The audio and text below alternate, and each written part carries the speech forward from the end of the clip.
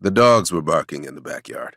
Jacera heard them, but she was in a deep sleep, and they weren't loud enough to make her get out of bed to tell them to shut the hell up.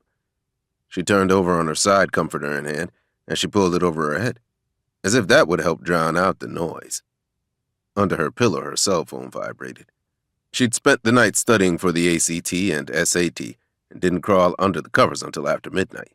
Surely it wasn't morning time yet. She groaned while reaching under the pillow to locate her cell. The screen read Trust. She couldn't see the time, but she answered anyway. What? If he was calling this late, it was two things. Some ass that she wasn't in the mood to give him, or he needed to talk. Lord knows she didn't have the energy to coax him into slumber. Jacera needed rest herself. "Open the door!" he screamed. "What you mean, open the door?"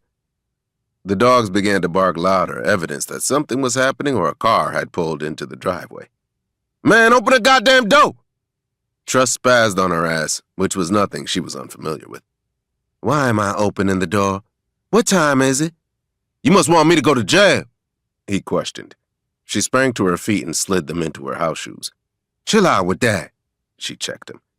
Jacera pulled the phone away from her ear so that she could put some clothes on and run downstairs. The dogs were barking up something serious, and she hoped that those weren't red and blue lights dancing against the wall as she trekked through the hallway sleepily. "Trust, why are you at my house?" He didn't say anything back. Jacera's mother was passed out in her room. She quickly closed the bedroom door to keep from waking her up. Jacera went to the side door between the kitchen and living room and peeked out the window before opening it. She lived in the hood, so she knew better than to just open the door.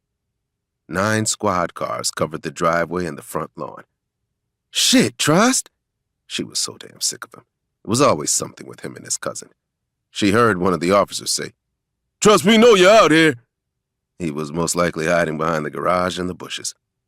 Jacera didn't want to, but she had to open the door and face the madness. Foolishness that had absolutely nothing to do with her.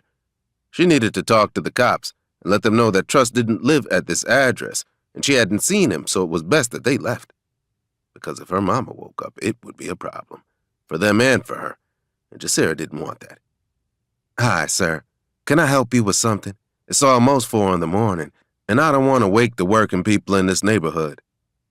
Jacera Gibson was not a product of her environment, but if necessary, the west side of her would gladly come out. She was going places, so she acted accordingly. "Young lady, we are looking for Trust and Kendrick James.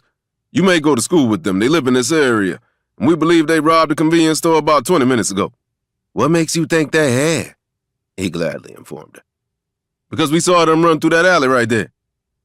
"I know them, but they live that way." She pointed up the street.